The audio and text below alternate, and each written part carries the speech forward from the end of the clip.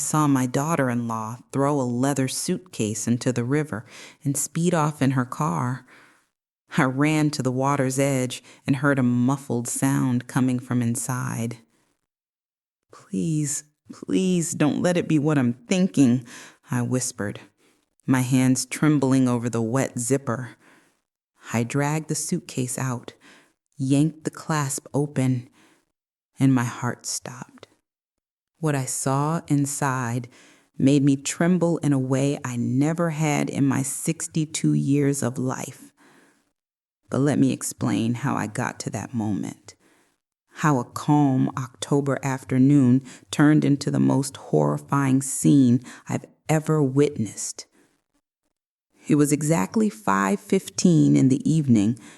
I know because I had just poured my tea and glanced at the kitchen clock, the same old clock that once belonged to my mother. I stood on the porch of my home, the house where I raised Daniel, my only son, the house that now felt too big, too quiet, too full of echoes. Since I buried him 6 months ago, Riverwood Lake shimmered in front of me, still as glass. The air was heavy, that sticky kind of heat that makes you sweat even when you're standing still. Then I saw her. Clara's silver sedan came tearing down the dirt road, kicking up a storm of dust. My daughter-in-law, my son's widow. She was driving like someone possessed. The engine roared unnaturally. Something was wrong, deeply wrong. I knew that road. Daniel and I had walked it countless times when he was little. No one drove that way unless they were running from something. She slammed on the brakes right by the shoreline. The tires screeched. Dust filled the air and made me cough. My teacup slipped from my hand and shattered on the porch, but I didn't care. My eyes were locked on her. Clara leapt out of the car as if shot from a cannon. She wore a gray dress, the same one Daniel gave her on their anniversary. Her hair was disheveled, her face red. She looked like she had been crying or screaming or both. She ripped open the trunk with such force I thought she'd tear it off the hinges. And then I saw it. The brown leather suitcase I had gifted her on her wedding day. "So you can carry your dreams everywhere," I told her then. How naive I was. Clara dragged it from the trunk. It was heavy. I could tell by the way her arms strained and her shoulders shook. She looked around, jittery, frightened, guilty. I will never forget that look. Then she began walking toward the water. Every step seemed to weigh on her like a curse. "Clara!" I yelled from the porch, but she didn't turn. Maybe she couldn't hear me, or maybe she didn't want to. She swung the suitcase once, twice, then hurled it into the river. The sound split the air, birds scattered, water splashed, and then she just stood there, frozen, watching it float for a moment before it began to sink. Then she ran. She scrambled back into the car like something dark was chasing her. The engine roared, the tires screamed. She was gone, swallowed by the same dusty road she came from. I stood paralyzed. 10 seconds, maybe more. My brain refused to believe what my eyes had seen. Clara, the suitcase, the river, that look of desperation. Something was terribly wrong. A cold shiver ran down my spine despite the heat. My legs moved before I knew it. I ran faster than I had in decades. My chest burned, my knees ached, but I didn't stop. Down the porch steps, across the yard, onto the dirt road. My sandals kicked up clouds of dust. The river wasn't far, 100 yards, maybe less. When I reached the edge, my breath was ragged, my heart hammered like it would burst. The suitcase was still there, half floating, half sinking, its leather darkened, heavy with water. I waded in without thinking. The water was shockingly cold, biting through the heat of the day. It reached my knees, then my waist. The mud sucked at my feet, pulling me down. I stretched out and grabbed a strap, pulling with all my strength. It was heavier than I imagined, like it was filled with stones or something worse. I didn't want to think worse. I pulled again, gasping, until the suitcase shifted. I dragged it toward the shore. Then I heard it, a faint, muffled sound from inside. My blood froze. No, it couldn't be. Please, God, don't let it be what I'm thinking, I whispered. I yanked faster, dragging it onto the wet sand, falling to my knees beside it. My fingers fumbled for the zipper, slick and rusted. Come on, I muttered through gritted teeth. Tears blurred my eyes. I forced the zipper again and again until it gave way. I opened the lid, and the world stopped. Inside, wrapped in a soaked blue blanket, was a baby, a newborn. So small, so still. His lips were purple, his skin pale as wax, his eyes closed. He wasn't moving. Oh my God, I gasped. My hands trembled as I lifted him, so fragile, so cold. He weighed almost nothing. His tiny head fit in my palm. The umbilical cord was still attached, tied with a string, not a clamp, as if someone had done this in secret, alone, terrified. No, I whispered again and again. I pressed my ear to his chest. Nothing. I leaned close, and then I felt it, a breath, faint and fleeting, but real. He was alive. I clutched him to my chest, shaking. My legs almost gave out as I ran back toward the house. My clothes dripped, my feet bled on the stones, but I didn't feel it. I felt only fear, only urgency, only the desperate will to save him. I burst through the door, screaming for help. I don't remember what words came out. Maybe prayers, maybe panic. I grabbed the kitchen phone with one hand, holding the baby tight in the other. 911, what is your emergency? A woman's voice said. A baby! I found a baby in the river. He's not breathing. He's cold. He's blue. Please, send help. Ma'am, I need you to stay calm. Tell me your address.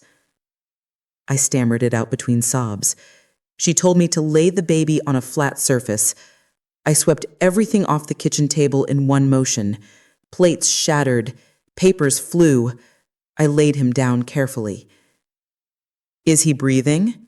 She asked. Barely, I whispered, my voice cracking. Listen to me. Get a clean towel. Dry him gently. Wrap him to keep him warm. The ambulance is on its way. I did exactly as she said. I rushed to the bathroom, grabbed towels, dried his tiny body with trembling hands. Every second felt eternal. I wrapped him tight, pressed him to my chest. Hold on, I whispered. Please, hold on. They're coming. The minutes crawled by like hours. I sat on the kitchen floor, rocking him, singing softly. Maybe an old lullaby, maybe just broken words. I only wanted him to feel that he wasn't alone. Then, sirens, flashing red and white through the window. I ran to the door. 2 paramedics, a bearded man and a young woman, rushed in. She took the baby gently, but swiftly, listening with her stethoscope. Severe hypothermia, Possible water aspiration, she said quickly. We need to move now. They worked in rhythm, placing the baby on a tiny stretcher, fitting an oxygen mask, attaching monitors. The man turned to me. You're coming with us. I climbed into the ambulance, staring at that fragile little body surrounded by machines. The siren wailed. The world blurred. How did you find him? The paramedic asked.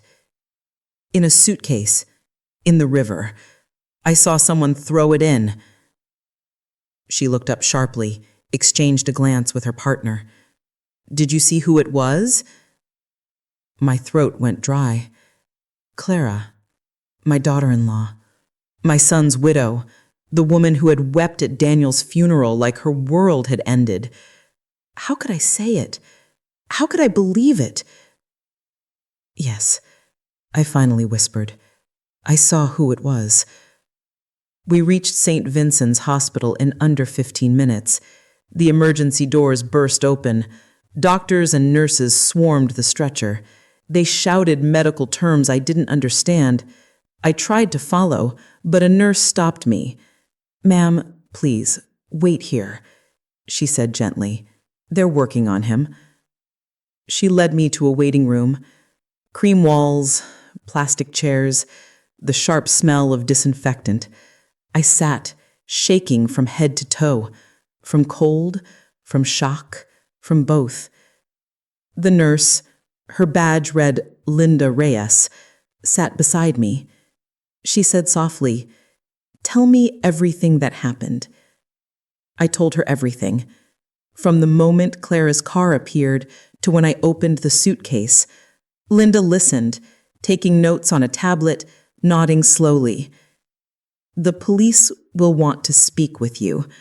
This is attempted murder, maybe worse. The words hung in the air like a shadow. My daughter-in-law? A murderer? I couldn't process it. Linda squeezed my hand. You did the right thing. You saved a life today. But it didn't feel like saving. It felt like opening a door I could never close again. 2 hours later, a doctor approached. Young, weary eyes, soap-scented hands. The baby is stable, for now, he said. Severe hypothermia and water in the lungs. The next 48 hours are critical. Will he live? I asked. I don't know, he said quietly. We're doing everything we can. The police arrived soon after, a stern woman with dark eyes and a younger man with a notepad. Detective Leah Morgan, she introduced herself. Her stare was sharp enough to cut through lies. They questioned me again and again. The car, the time, the suitcase, Clara's every movement. And you're certain it was your daughter-in-law? Completely certain. Why would she do something like that? I don't know. When did you last speak to her? 3 weeks ago, on the anniversary of my son's death. Leah exchanged a glance with her partner. We'll need you to come to the station tomorrow for a full statement. And do not contact Clara. Understood? I nodded. What would I even say? Why did you do it? Why did you try to kill a baby? After they left, Linda returned with a blanket and hot tea. Go home, she said kindly. Change your clothes. But I couldn't. I couldn't leave that baby alone in the hospital, the baby whose heartbeat I had felt against mine, whose tiny sigh had saved my faith. I stayed in the waiting room, wrapped in hospital scrubs and a borrowed t-shirt, staring at the sterile walls, waiting for dawn. I changed in the hospital bathroom and caught my reflection in the mirror. I looked as though I'd aged 10 years in one afternoon. I didn't sleep that night. I just sat in that hard plastic chair, watching the clock tick. Every hour I'd stand and ask about the baby. The nurses always gave the same answer. Stable, critical, fighting. At 3 a.m, Pastor Ethan Cole appeared, the pastor from my church. Someone must have called him. He sat beside me without a word. For a long while he said nothing. He was simply there. Sometimes that's all you need, a presence, a reminder that you're not completely alone in your personal hell. He finally said, "God places trials in our path." This doesn't feel like a trial, it feels like a curse. He nodded softly. He didn't argue, and I loved him for that. Words weren't comfort that night. Silence was. As dawn crept through the windows, I knew nothing would ever be the same. I had crossed a line, seen something I could never unsee. Whatever came next, I would have to face it. Because that baby, that fragile life clinging to breath in the next room, had somehow become my responsibility.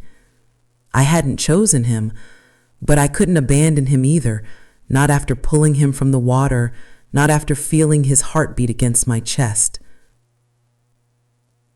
Light began to spill through the waiting room windows, painting everything pale orange. I had spent the entire night in that chair.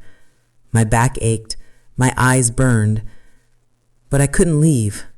Every time I closed my eyes, I saw the suitcase sinking, the still little body, the purple lips.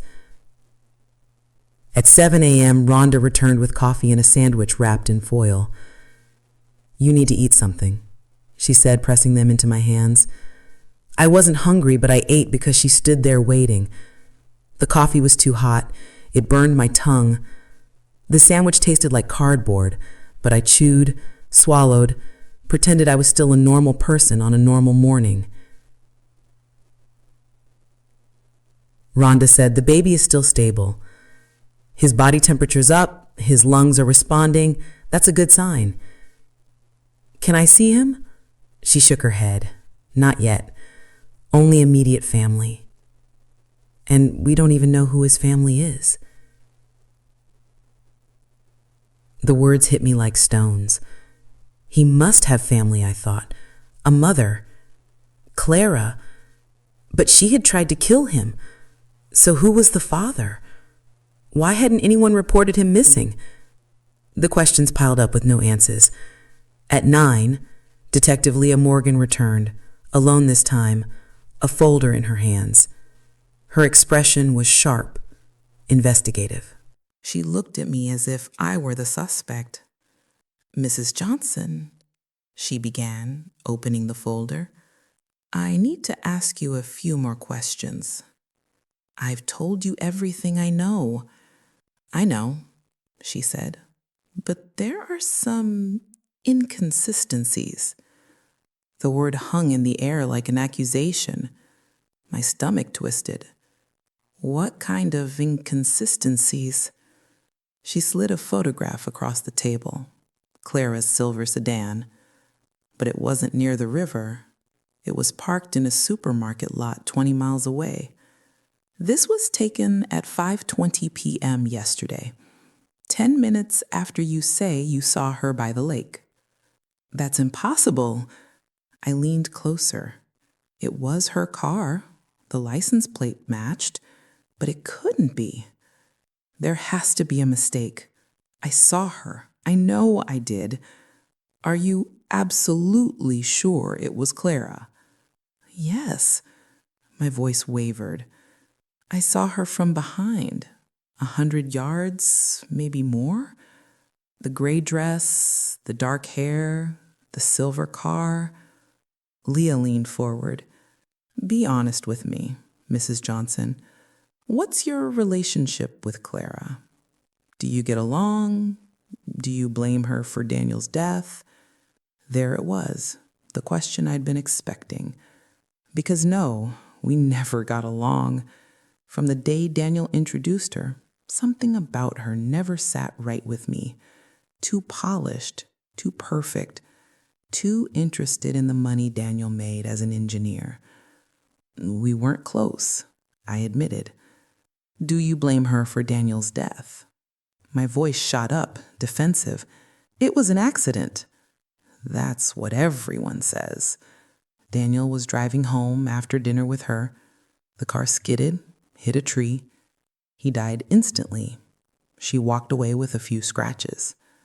It had always seemed strange, convenient even, but I never had proof, only a grieving mother's suspicions.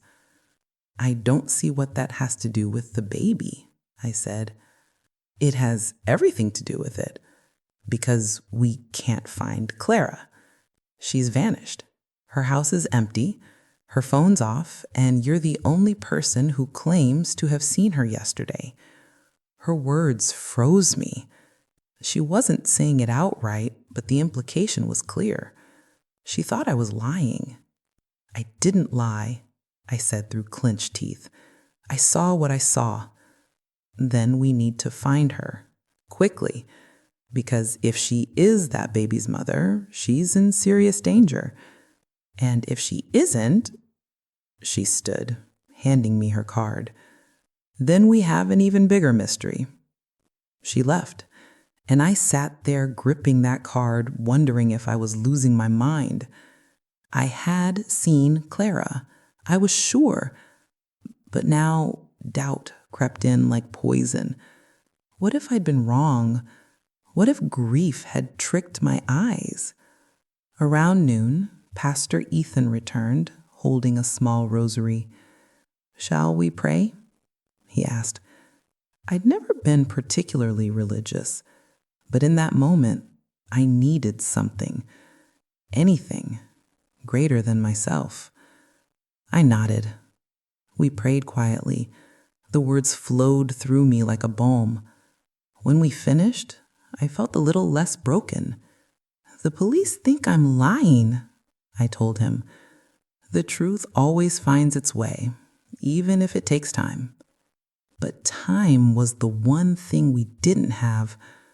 The baby was still fighting for his life, and somewhere out there, Clara was either hiding or running or plotting her next move. Around 3 p.m., another doctor came, an older woman with sharp glasses and a firm expression. "We need your consent to run additional tests on the baby," she said. "I'm not family. We know, but you're the only responsible adult here right now.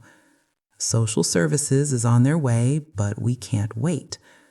We need blood work to check for toxins, infections, injuries." I signed the papers without reading them. All I wanted was for them to save him. 2 hours later, the social worker arrived, Aline Mitchell. Young, no older than 25, with a gray suit and a polite, professional smile that didn't reach her eyes. "Mrs. Johnson," she began, sitting beside me, "I just need to ask you a few more questions." Again the story, again the questions. But Aline was different. She didn't look suspicious, only sympathetic, and somehow that was worse. "Do you live alone?" "Yes." "Stable income?" "My late husband's pension and some savings." "Any criminal record? Mental health concerns?" I hesitated. After Daniel died, I took antidepressants for a few months. My doctor said it was normal, grief therapy. I stopped once I felt better. Aline noted something down. I couldn't see what. "The baby will need a temporary home once he's released. If he survives, Child Services will place him with a certified foster family. Until then, he remains under state custody." State custody. The phrase cracked something inside me. That baby, the one whose heartbeat I'd felt against my chest, would become just another file, another case. The words escaped before I could stop them. What if I wanted to take care of him? Aline blinked, surprised. "Mrs. Johnson, you're 62. You're not a licensed foster parent. You have no legal tie to the baby, and you're involved in an active investigation." "I didn't do anything wrong. I saved his life."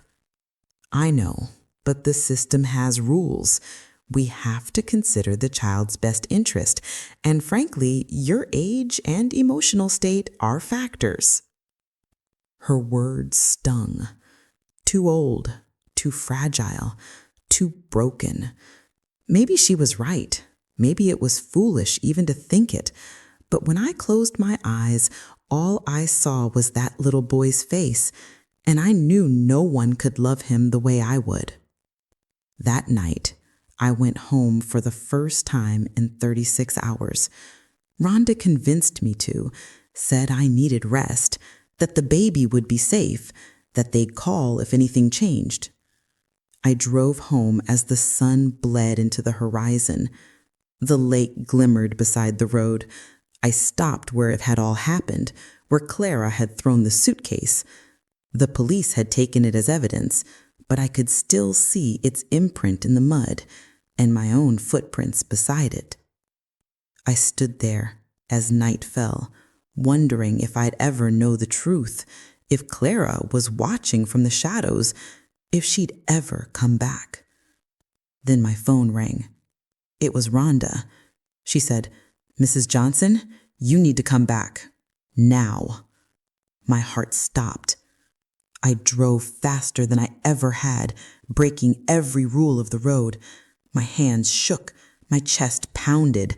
Rhonda hadn't given details, just those 2 words, "Come back now." It could only mean one thing. The baby had died.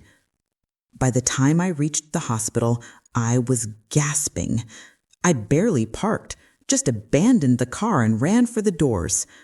Rhonda was waiting. Her expression was grave, but not hopeless. "He's alive," she said quickly, as if reading my thoughts. "The baby's alive, but you need to come with me."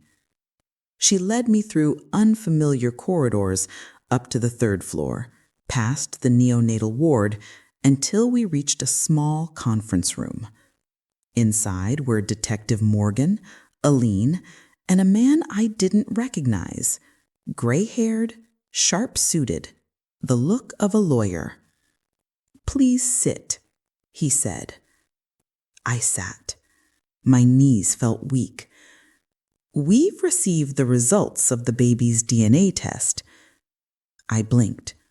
"Why would you—" He exchanged a glance with the man. He nodded. She opened a folder and slid a set of papers across the table. "The baby is a boy, approximately 3 days old, and—" She paused. "He's your grandson." The world tilted. I heard the words, but they made no sense. My grandson? Daniel had been gone 6 months. There was no baby, no pregnancy, nothing. "That's impossible," I whispered. "The results are conclusive," the man said. "Dr. Alistair Hayes, Forensic Genetics. We ran the tests twice. The child shares 25% of his DNA with you. He's Daniel's biological son." Daniel's son. My Daniel. The breath caught in my throat. He had a son he never met, a son someone had tried to drown. "But how?" I managed. "Daniel had been gone for months. Clara never said a word about being pregnant." "Exactly," Leah said quietly. "She was already pregnant when Daniel died, about a month along." The room began to spin. Clara knew. She'd carried that secret for 9 months, gave birth alone, and then tried to kill her own child? "I don't understand," I whispered, tears blurring my sight. "Why would she do that?" "He's her son, Daniel's son. That's what we need to establish. But there's more. Mrs. Johnson, I need you to listen very carefully to what I'm about to tell you now." I braced myself. I didn't know for what, only that whatever came next would be worse. "We've been reinvestigating your son's crash, And there are inconsistencies, big ones. What kind of inconsistencies? Daniel's car was examined after the crash. The official report called it a rain skid, but we had it reviewed again. They found clear evidence of brake tampering. Someone sabotaged it. The word detonated. My son hadn't died in an accident. He had been murdered. Clara, I said. It wasn't a question. She's our primary suspect, Leah admitted. But we need proof, and we need to find her. She's vanished. No phone activity, no bank movement. It's as if she evaporated. I stood. I needed air, space, anything. I walked to the window. Outside, the city pulsed with a million ordinary lights. Normal life, normal people, while I was trapped in this nightmare. My son, I whispered to the glass. My baby, she killed him. No one answered. There was nothing to say. A hand rested on my shoulder. It was Aline. There's something else you need to know, she said gently. About the baby. About his future. I turned. Her eyes were kind but sorrowful. Since the baby is your biological grandson, you have legal standing. You can petition for custody. She lifted a hand before I could speak. It will be a long process, evaluations, home visits, psychological interviews, and meanwhile, the baby will remain in state care. You are not taking him from me, I said, the words ripping out of me. He's all I have left of Daniel. He's my grandson, my blood. I understand, Aline said, truly, but the system has protocols. After everything that's happened, we must ensure the baby is safe. He'll be safer with me than with any stranger. Perhaps, she said softly, but that decision isn't mine. It's the court's, and it's always about the child's best interest. Dr. Alistair Hayes spoke for the first time since dropping the bombshell. There's another factor. The baby's endured severe trauma, hypothermia, near drowning. The next weeks are critical. He'll need specialized care, therapy, continuous medical follow-up. I'll do whatever it takes, whatever it takes. Leah stood. Mrs. Johnson, I need you to understand something. You are not a suspect. We believe your account. But you also cannot simply keep the baby because he's your grandson. There's a legal process. In the meantime, our priority is finding Clara. We need your help. Did she ever mention a special place, property, a friend or relative she might hide with? I closed my eyes and combed through every conversation I'd ever had with Clara in those 3 years. There weren't many. She never spoke about family. Whenever I asked, she changed the subject. It was as if her life began the day she met Daniel. She has an aunt near the state line. Daniel mentioned her once, said Clara grew up with her. Leah scribbled quickly. A name? Address? I don't know, I admitted. Daniel never said. It's a start, Leah said. We'll look into it. Everyone left except Rhonda. She stayed with me in that cold, empty conference room. Do you want to see your grandson? She asked. I nodded, unable to speak. She guided me through security doors into the neonatal intensive care unit. I scrubbed my hands, put on a sterile gown, and followed her to a corner incubator. And there he was, my grandson, Daniel's son, so small, so fragile, tethered to tubes and wires, but alive, breathing, fighting. He had Daniel's dark hair, Daniel's nose, Daniel's long fingers. Can I touch him? I whispered. Just be gentle. I slipped my hand through the porthole and touched his tiny hand. Warm, silken, his fingers curled around my index finger, a reflex, but it felt like a promise. Hello, little one. I'm your grandma. I promise I'm going to protect you. No one will ever hurt you again. I swear it on your daddy's memory. Rhonda's hand rested lightly on my shoulder.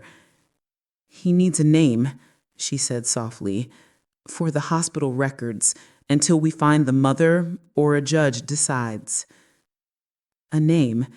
Daniel had once told me over Christmas dinner that if he ever had a son, he'd name him Elijah, a strong, steady name. Elijah, I said.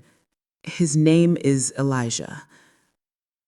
I stayed there all night, sitting beside the incubator, holding his little hand, singing the songs I used to sing to Daniel, promising a future I wasn't sure I could give, but promising anyway, because now I knew the truth. This baby wasn't a stranger pulled from the water by chance.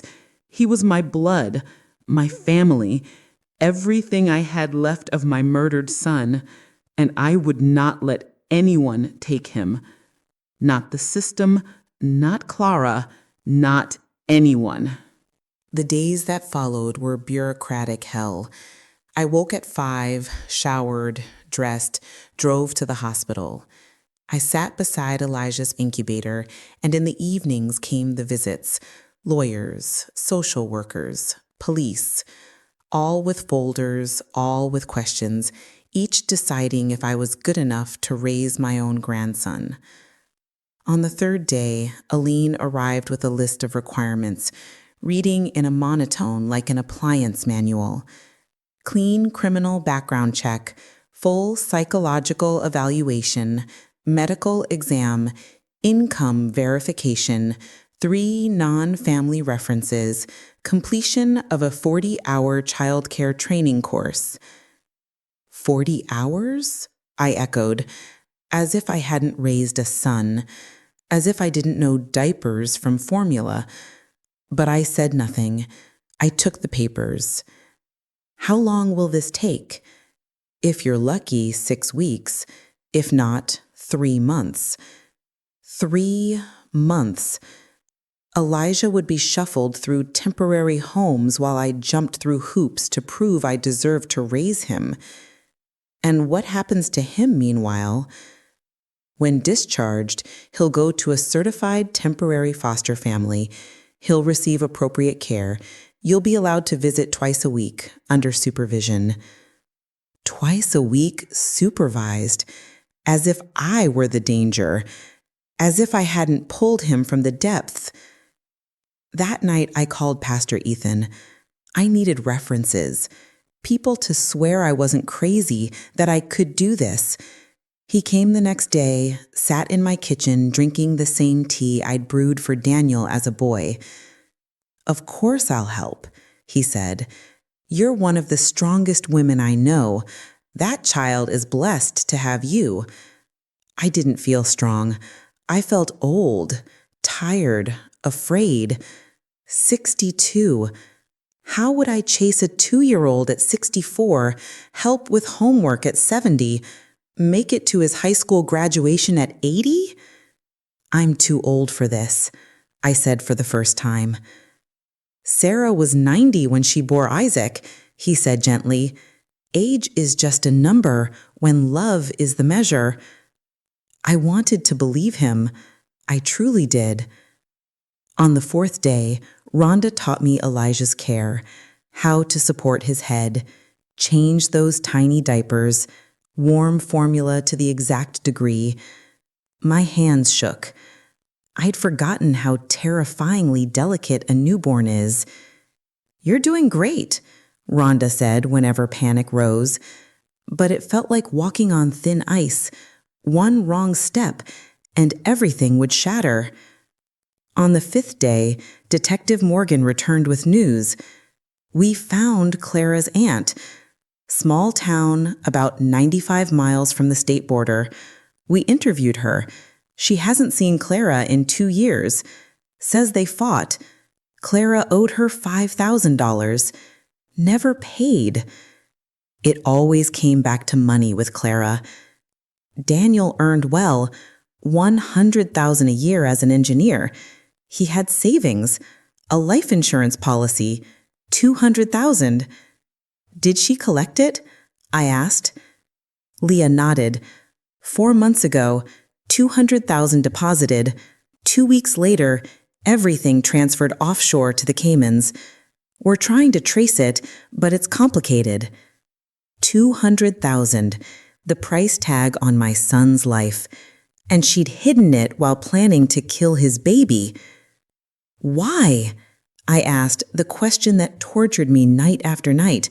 Why the baby?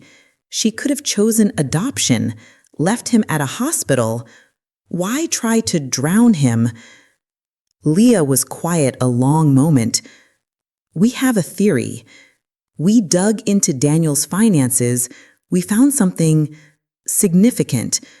2 weeks before he died, he changed his will, left everything to his future children, not to Clara, to his children.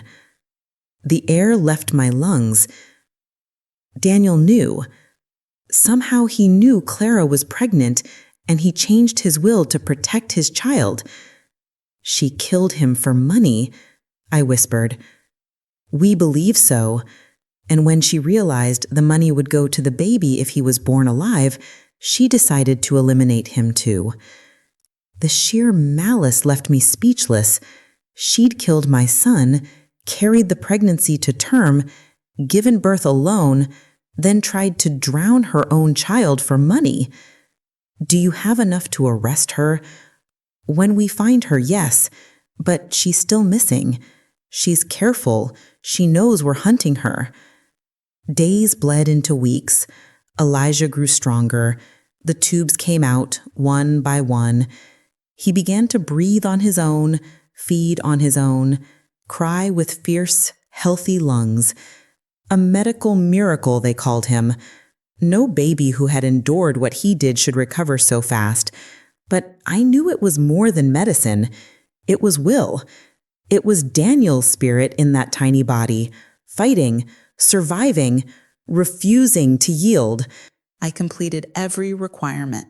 The background check was clean. The medical exam said I was healthy for my age. The psychological evaluation was the hardest. 3 hours of questions from a young woman. How did you cope with your son's death? How do you feel about Clara? Are you trying to replace Daniel with this baby? That last question burned. I'm not replacing anyone, I said. I'm saving my grandson. That's different. She wrote something I couldn't read. The home inspection was humiliating. 2 women inspected every corner, opened closets, checked the fridge, measured window locks, counted smoke detectors, asked about my fire escape plan. You'll need a certified crib, a changing table, stair rails, cabinet locks, outlet covers. I spent $1,500 on baby gear. My pension barely covered basics. I dug into savings. Elijah was worth it. The childcare course was worst of all. 15 young mothers and me. They looked at me like I'd wandered into the wrong classroom. The instructor was 25 and explained everything with slow, careful condescension. Babies eat every 3 hours. Babies cry when hungry or wet. Never shake a baby. I nodded and took notes, though I wanted to scream that I'd raised a son to manhood, but I needed the certificate, so I swallowed pride and pretended to learn. 6 weeks after pulling Elijah from the water, Aileen came to the hospital with a small smile. You've completed everything. The judge reviews your case next week. If all goes well, you could have temporary custody in 2 weeks. 2 weeks. After 42 days of bureaucratic purgatory, I might finally take my grandson home. That same night, just as the horizon of hope appeared, my phone rang. It was Leah. Tension braided her voice. Mrs. Johnson, I need you to come to the precinct. We found something about Daniel you need to see. My stomach knotted as I arrived.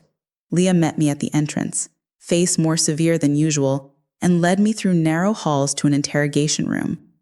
On the table sat a cardboard box.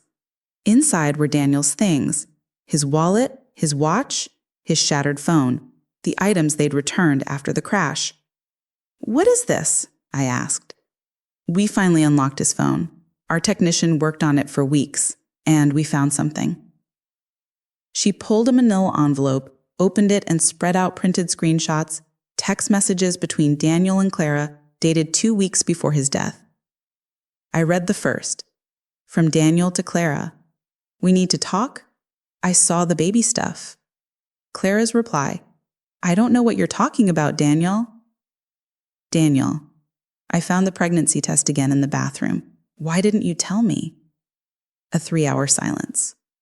Then Clara: "I wasn't ready to tell you. I was scared." "Scared of what? I'm your husband. We're going to be parents. This is wonderful." Another silence.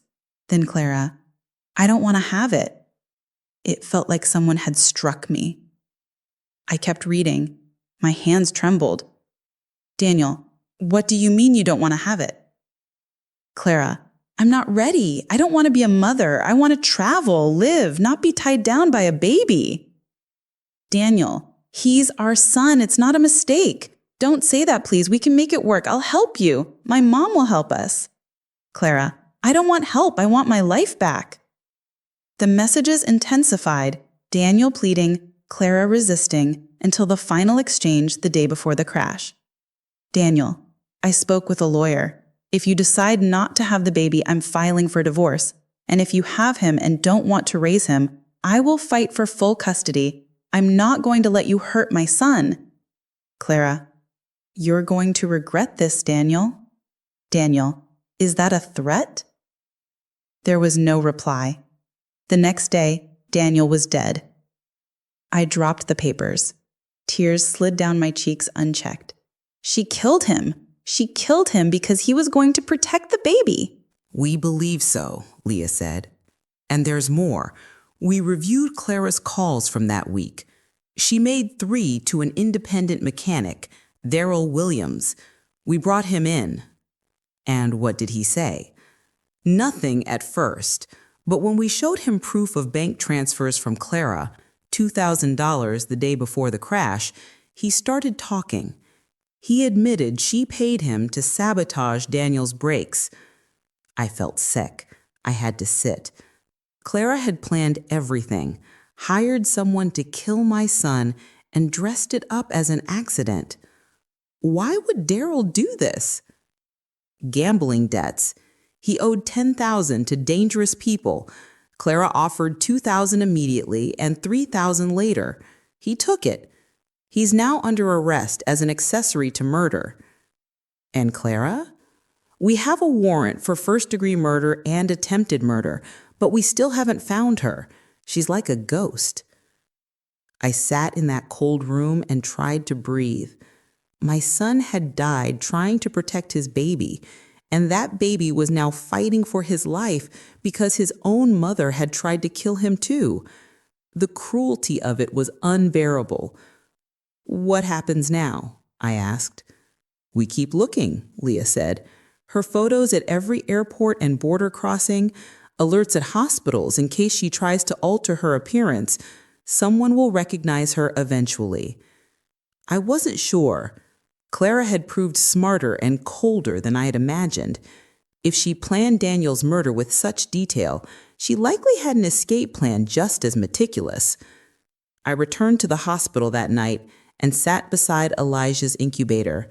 I watched him sleep, innocent, oblivious to the horror around him. His existence had cost his father's life. His mother had tried to drown him too. The cruelty of it was unbearable. Rhonda appeared with coffee. She sat in quiet for a while. "I heard about the messages," she said at last. "I'm so sorry." "I didn't know Daniel could be so strong," I said. "He was always gentle, kind, but in those messages, he was a warrior, ready to fight for his son." "Love does that," Rhonda said. "It turns you into someone stronger than you knew." She was right. I felt it in myself, fighting the system, fighting time, fighting a fugitive killer, all for this baby. The next days were all preparation. I turned Daniel's room into Elijah's. I took down the band posters, the soccer trophies, the college photos. I painted the walls a soft yellow, set up the crib, the changing table, the mobile that played lullabies. It hurt dismantling my son's sanctuary, but it was necessary. Daniel was gone. Elijah was alive, and he needed a place to grow. Pastor Ethan came to bless the room. He sprinkled holy water in the corners, prayed for Elijah's protection, for my strength, and for justice for Daniel. God has a plan, even when we don't understand it, he said. What plan kills a good man and almost drowns a baby? I asked bitterly. The kind that turns evil into redemption. Clara wanted to destroy this family, but look, Daniel left a legacy. You found a purpose. That baby survived against all odds. Evil didn't win. Love did. I wanted to believe him. Some days I could. Other days I saw only darkness. The hearing was set for Tuesday. I wore my best suit, the one from Daniel's funeral. Aline accompanied me. We stepped into a small courtroom. The judge, a woman in her 50s with gray hair pulled back, had a severe but not cruel face. She reviewed everything: certificates, references, evaluations, the home inspection, line by line. Finally, she looked up. Mrs. Johnson, I have reviewed your case carefully. It is unusual. A 62-year-old seeking custody of a newborn. But it is also unusual for a grandmother to save her grandson from drowning. My heart pounded. I spoke with the hospital, with social services, with your references. They all say the same thing. You are dedicated, loving, capable, that the baby was fortunate you were there that day. Tears pricked, but I held them back. I have also reviewed the criminal case, the suspicion that the baby's mother murdered his father and then tried to kill the baby. It is horrific. That child needs stability, love, and protection. Therefore, I grant temporary custody to Margaret Johnson for 6 months. There will be monthly visits from social services and progress evaluations. At 6 months, we will review for permanence. Congratulations, Grandma. The gavel fell, and suddenly I could breathe. I cried in the courtroom from relief, from gratitude, from fear, from everything. Aileen hugged me. You did it, she whispered. You get to take him home. 3 days later, 6 weeks after pulling him from the water, I took Elijah home. Rhonda helped buckle him into the car seat and reviewed everything again: how to hold him, feed him, recognize warning signs. He'll be fine, she said. I'm a phone call away. I drove 20 miles an hour. Every bump terrified me. Every oncoming car felt like a threat. But we arrived safe.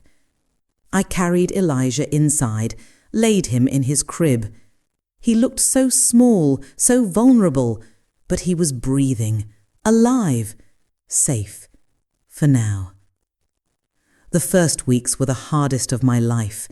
I had forgotten the exhaustion, a newborn's sleepless nights, inexplicable cries, the constant panic of getting something wrong. At 30, I raised Daniel with youthful energy. At 62, each sleepless night left me shattered. But there were moments of magic, when Elijah gripped my finger, when he hushed at my voice, when he opened those dark eyes, Daniel's eyes, and looked at me like I was his whole world. In those moments, every second of exhaustion was worth it. Rhonda came 3 times a week, teaching me tricks I'd forgotten: how to burp him easier, swaddle him tighter, read his different cries. She became more than a nurse. She became a friend, a lifeline. "You're doing an amazing job," she'd say. I didn't feel amazing. I felt terrified. Every strange noise at night made me jump. Every car that idled outside made me tense. Clara was still free, and though the police thought she'd fled the country, I couldn't shake the feeling she was near. I added new locks, porch cameras, a police-linked alarm. Another $800 I didn't have. Elijah's safety was priceless. 3 weeks after bringing him home, I found something. I was sorting Daniel's boxed belongings, clothes, books, papers, when a worn brown leather journal slid free. I didn't know Daniel kept a diary. I opened it with trembling hands. The early pages were years old, thoughts on work and friends. Then I reached last year, the year he met Clara. I met someone today. Her name is Clara. She's beautiful, smart, mysterious. There's something I can't quite place. She intrigues me. I kept reading. The entries multiplied. Daniel was in love, captivated, but doubts crept in. Sometimes I feel like I don't really know her. She never talks about her family. When I ask, she changes the subject. It's like her life started the day we met. Another entry. I found Clara going through my bank statements. She said she was curious, but it felt wrong. Why would she check without asking? Then the one that chilled me, dated a month before he died. Clara is pregnant. I found the test. When I confronted her, she was furious. She said she doesn't want to have it, that it will ruin her life. How can she say that? It's our son. I changed my will today. Everything goes to the baby. I don't trust Clara with money, not after seeing $400 on shoes, $1,000 on bags. She always wants more. But a baby isn't an accessory. It's a life. I'm going to protect it, no matter what. The last entry was the day he died. Clara threatened me today, said I'd regret pressuring her about the baby. I don't know what she means, but it scares me. I'm going to talk to Mom tomorrow, tell her everything. Maybe she can help. I just know I can't let Clara hurt our son. I will always protect him. He never got the chance to tell me. He died that night, and I never knew he needed help, that he saw the danger coming, but not fast enough. I'm sorry, I whispered to the journal. I'm so sorry, my love. I should have noticed. I should have seen something was wrong. But I couldn't change the past. I could only protect the future. I brought the journal to Leah the next day. She read, jaw tightening line by line. This is crucial, she said. Premeditation, motive. When we find Clara, this will sink her. When will you find her? I asked. It's been almost 2 months, Leah sighed. We're trying everything. She's smart, likely left with fake documents. She could be anywhere. 3 days later, everything changed. I was feeding Elijah when my phone rang, an unknown number. Normally, I wouldn't answer. Something made me pick up. Hello? I said. A voice I recognized instantly. Ice slid through my veins. I almost dropped Elijah. I looked around the room as if she might be hiding there. Where are you? I managed. It doesn't matter, Clara said. What matters is that I have something you want, and you have something I want. You have nothing I want. I have the truth, she said, about what really happened with Daniel, about why I did what I did. I bet you want to know. I already know the truth. I read Daniel's diary. You killed him for money. You're a monster. A cold, humorless laugh. A monster. How dramatic. You don't know anything, Margaret. Daniel wasn't the saint you think. Don't you dare, I roared. Don't you dare speak ill of my son. Go ahead. Call the police, she said lightly. By the time you hang up, I'll be gone. Burn her, sweetheart. I'm not stupid. My mind raced. I had to keep her talking.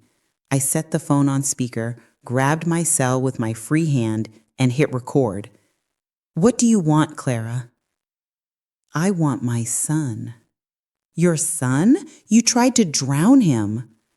It was a mistake, a moment of madness. I was scared, alone after giving birth. I didn't know what I was doing, but I'm better now. I want my baby back. Over my dead body. That can be arranged, she said, chillingly calm. Listen closely. I want Elijah and the money from Daniel's will, the $200,000 from the insurance, plus the trust he left for the baby. That's another $300,000, $500,000 total. All that Daniel had saved for his son. And if I refuse, then I'll come for him. I am his biological mother. Legally, I have more rights than you, and when they catch me, I'll say you stole my baby, that you threatened me, that you made up the Lake story to keep him. My word against yours. I'm younger, more credible, more sympathetic. I felt sick, but I kept recording. How do I know you won't kill us both and keep everything anyway? You don't, but it's your only option. Bring the baby and the money to the old warehouse by the lake. You know the one where Daniel and you used to fish. Tomorrow at midnight. If I see cops, I disappear. You never see me again. And eventually, I'll find a way to take Elijah from you anyway. Clara, wait! But the line went dead. I stood there trembling, Elijah in one arm and the phone in the other. I had the recording, proof that Clara was alive, that she threatened me. I called Leah immediately and sent her the audio. Perfect, she said. This is exactly what we needed. Now we set a trap. You want me to go to that meeting? You're going, but we'll be there, hidden, waiting when she shows up, we take her. What if something goes wrong? What if she spots the police and runs again? She won't see us, I promise. Snipers in position, teens in the shadows. She's not getting away this time. And Elijah? Elijah stays with Rhonda at a secure location. You won't take him. You'll only pretend. I nodded, even though she couldn't see me. One more day. I just had to survive one more day, and then Clara would finally face justice for Daniel, for Elijah, for all the pain she caused. I didn't sleep. I watched Elijah breathe, memorizing every detail of his face just in case, if something went wrong, if I never saw him again. Your daddy loved you, I whispered, and I love you. Tomorrow, we make sure you're safe forever. The next day crawled. Every minute stretched into an hour. At 9 a.m., Rhonda came for Elijah. I overpacked. Diapers, formula, extra clothes, his favorite blanket. My hands shook as I zipped the bag. He'll be perfectly fine with me, Rhonda said, taking Elijah in her arms. I have your number. The police have my address. No one is touching him, I promise. I kissed her forehead. Then I kissed Elijah. His soft skin smelled like baby powder and hope. I love you, little one, I whispered. Grandma will be back soon. I watched Rhonda's car disappear, feeling a piece of my soul tear away. But it had to be this way. Elijah needed to be far, safe, in case everything went wrong. Leah arrived at 2 with 3 officers, 2 men and a woman, all in plainclothes, all armed. They turned my living room into an operations center. Laptops, radios, maps of the warehouse district. Review the plan, Leah said, unfolding a map on my dining table. The warehouse, Abandoned 5 years, 3 entrances, main, side, rear. We'll cover all 3. You enter the main door at midnight exactly. She marked the map with red X's. Snipers here and here, on adjacent roofs. Clear view through broken windows. Assault teams here in the rear, ready to breach the second we have visual on Clara. And me? I asked. My voice sounded steadier than I felt. You go in, talk to her, keep her talking. We need her to confess. Daniel's murder, the attempt on Elijah. You'll be wired. A tall officer in his 30s produced a button-sized device. This tape's here, he said, pointing below my collarbone. Live transmission. Panic function. Tap 3 times fast and we go in, no matter what. He showed me. I practiced. 3 quick taps. My life might depend on remembering that.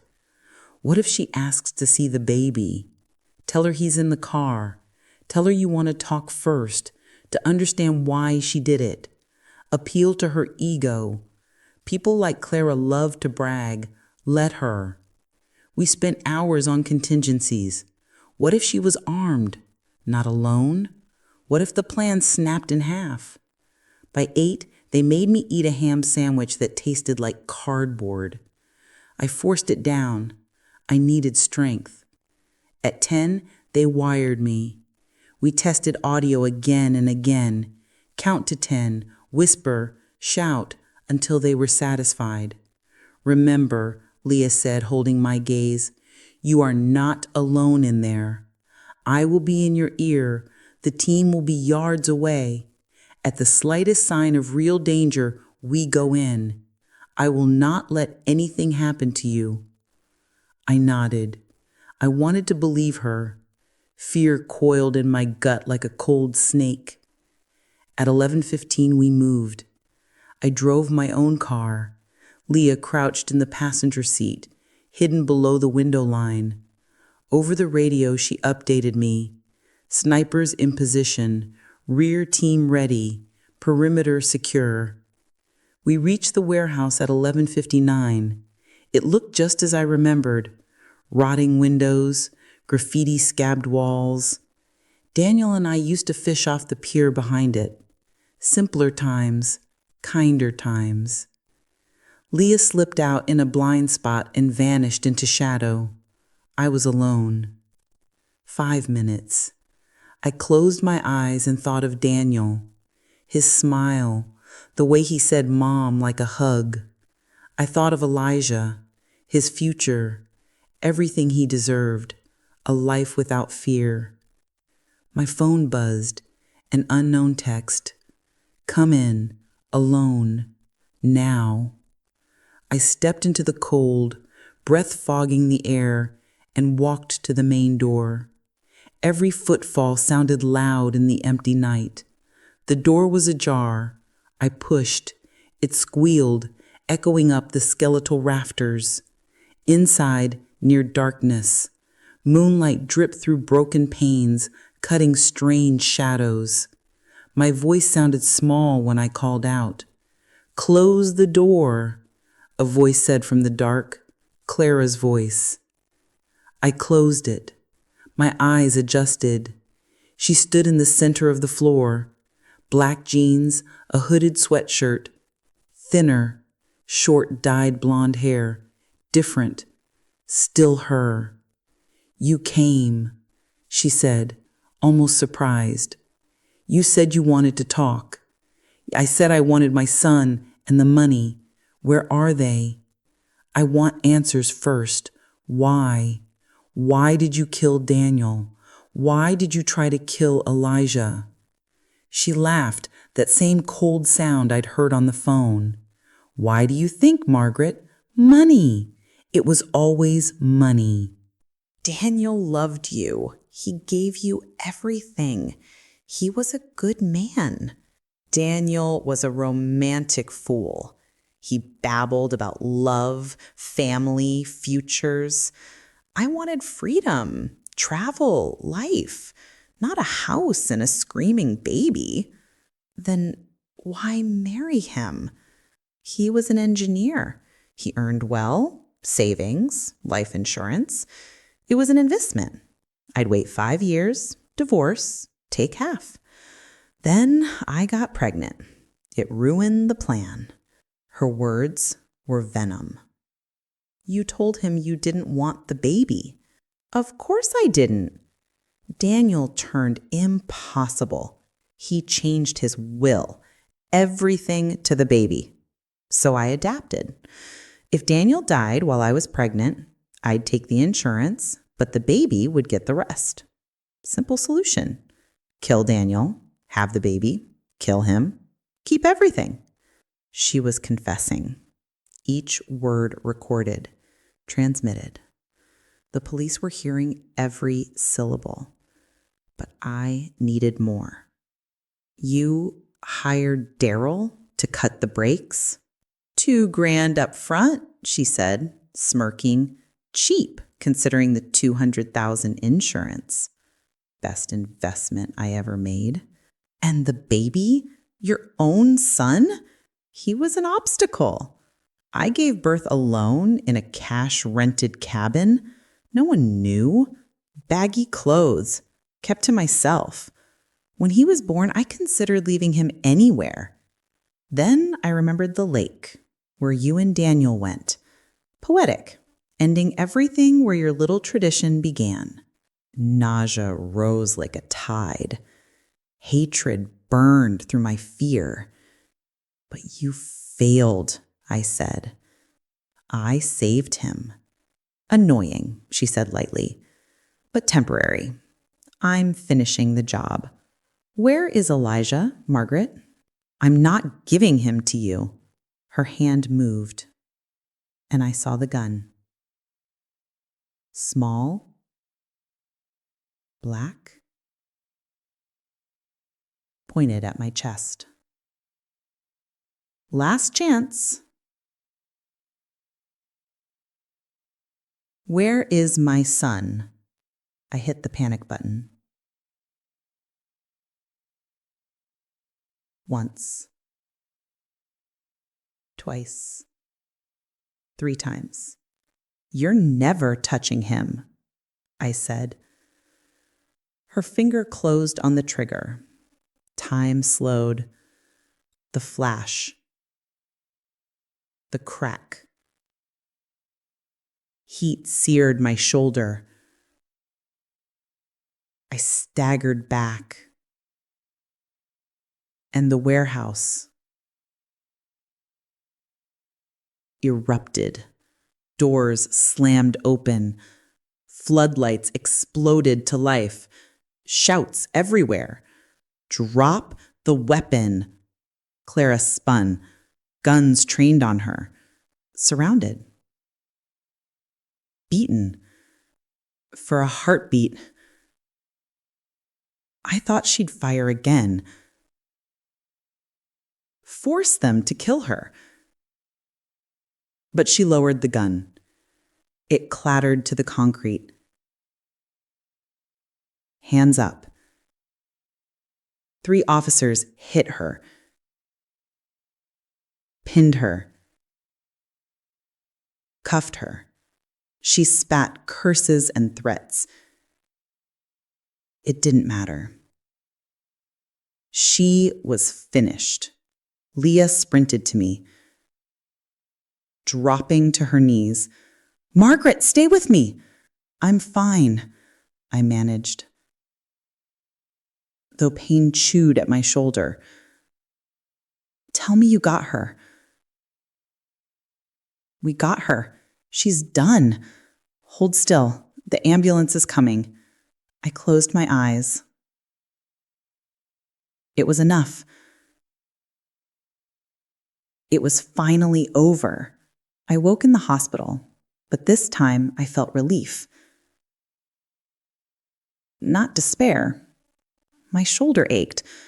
The bullet had torn muscle, but missed bone. Lucky, the doctor said. 2 inches left, and it would have been your heart. Rhonda sat by my bed, Elijah in her arms. When I opened my eyes, she smiled. "Look who's awake." She brought him close. I took him with my good arm and breathed him in, powder and innocence. He made those tiny, contented sounds. "Hello, my love." "Grandma's okay." "Everything's okay now." Leah arrived an hour later with flowers and a tired smile. "How do you feel?" "Like I've been shot, but alive." "What about Clara?" "First-degree murder for Daniel. Attempted murder of Elijah. Attempted murder of you. Conspiracy, fraud, obstruction. She's going away for life. No parole." The words tasted sweet as honey. "The recording worked perfectly," Leah continued. "She confessed everything." "Her lawyer claimed coercion, said you forced it, but the jury saw the full video. They saw her draw the gun and shoot you. 30 minutes of deliberation. Guilty on all counts." "When was the trial?" I glanced at the window, disoriented. "How long was I out?" 3 days, Leah said. "The bullet did more damage than we thought. 2 surgeries. But the doctors say you'll recover fully. 3 days? Panic jolted through me. Elijah, Rhonda cared for him. Pastor Ethan helped. Half the city spoiled him while you rested. Weeks passed. Physical therapy was slow, painful, necessary. Rhonda kept coming. Lifting Elijah when I couldn't. Pastor Ethan brought meals. Neighbors I barely knew appeared with casseroles and soft words. "You're a hero," said the lady from the corner house. "What you did for that baby, risking your life, I didn't feel like a hero. I felt like a grandmother doing what any grandmother would, protecting her own." 2 months after Clara's capture, I stood again before the judge. This time, she was smiling as she reviewed the file. "Mrs. Johnson, I've read the 6 months of reports, the home visits, Elijah's medical evaluations, the progress notes, and I must say I am impressed." My heart pounded fast. Elijah is thriving under your care. He is meeting all his developmental milestones. He is healthy, happy, loved, and you have proven to be more than capable despite the challenges. Thank you, Your Honor. Therefore, I grant permanent and full custody of Elijah Johnson, effective immediately. Furthermore, given that the biological mother is incarcerated for life and has lost all parental rights, I authorize adoption proceedings if you wish to proceed. Making him legally mine, not just his custodial grandmother, but his legal mother. Yes, I said without hesitation. Yes, I want to adopt him. Then so be it. Congratulations. Officially. The gavel fell, and suddenly all the weight I had carried for months lifted. It was official. Elijah was mine. No one could ever take him away. I walked out of the courthouse with Elijah in my arms. He was now 8 months old, plump and happy. He smiled, showing 2 tiny teeth. He laughed when I bounced him. He tugged my hair with his chubby hands. Rhonda was waiting outside with Pastor Ethan. They hugged me, and the 3 of us cried with happiness right there on the courthouse steps. "You did it," Rhonda said. "Against all odds. You did it." That night, I made a special dinner. Well, as special as it could be with a baby who needed constant attention. I invited Rhonda and Pastor Ethan. We ate roasted chicken and rice. We toasted with apple juice because none of us drank alcohol. "To Elijah," Pastor Ethan said, raising his glass, "to his bright future." "To Daniel," I said, "who is watching us from somewhere, proud of his son." "To love," Rhonda added, "which always triumphs over evil." We drank, we ate, we laughed. Elijah banged on his high chair and shouted with joy, not understanding, but feeling the happiness around him. Months turned into years. Elijah grew. He started walking at 11 months. His first word was Amma, short for grandma. I cried when he said it. At 2, he was running all over the house. At 3, he started preschool. Every milestone was a miracle. Every day a gift. I talked to him about Daniel constantly. I showed him photos. I told him stories. "Your daddy was good," I would tell him.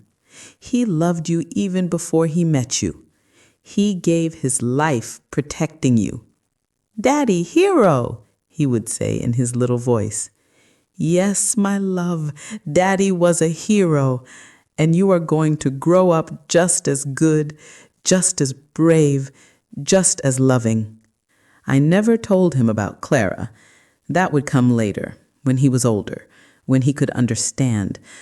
For now, he only needed to know that he was loved, that he was wanted, that people had fought for him. On Elijah's 5th birthday, we held a party in the yard. We invited all the neighborhood kids. There were balloons, cake, presents. Elijah ran among his friends, laughing, so full of life, so different from the blue, still baby I had pulled from Riverwood Lake 5 years ago. Rhonda sat beside me on the porch, watching the celebration. "What are you thinking about?" she asked. "About that day. About how I could have been 5 minutes late. How I might not have looked out the window at the exact moment. How everything could have been different. But it wasn't. You found him. You saved him. It was your destiny. Or Daniel's. Sometimes I think he guided my eyes to the lake that day, that somehow he knew I would be there, that he could trust me to protect his son. Maybe. Or maybe you're just an incredibly brave woman who refused to give up." That night, after everyone left, after Elijah fell asleep, exhausted from excitement, I sat alone in the living room. I looked at the photos on the wall. Daniel as a baby, Daniel graduating, Daniel on his wedding day, and beside them, new photos. Newborn Elijah in the hospital, Elijah's first steps, Elijah's first day of school. 2 generations connected by love, separated by tragedy, united by survival. "We did it, Daniel," I whispered to his photo. "Your son is safe. He's happy. He's growing strong and good, just as you wanted." And though I knew he couldn't answer, I felt something, a warmth, a peace, as if he were there, proud, grateful, at rest. Maybe you would have given up in my place. Maybe you would have thought you were too old, too tired, too broken, Or maybe you would have done exactly the same thing. Because that's what love does. It makes you stronger than you thought possible. It makes you fight when all seems lost. It makes you find hope in the deepest darkness. I don't know what the future holds. I know there will be challenges. I know there will be hard days. I know raising a child at my age won't be easy.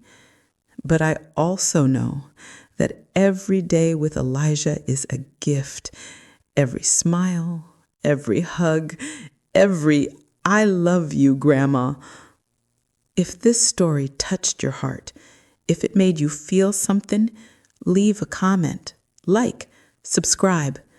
It means the world to us because these stories are about real people facing impossible situations, and they deserve to be heard.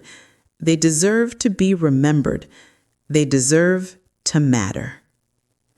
And to you, Elijah, if you ever read this when you are older, I want you to know that you were loved before you were born, that your father died protecting you, that I would have done anything to save you, and that every second of these years with you has been worth every sacrifice.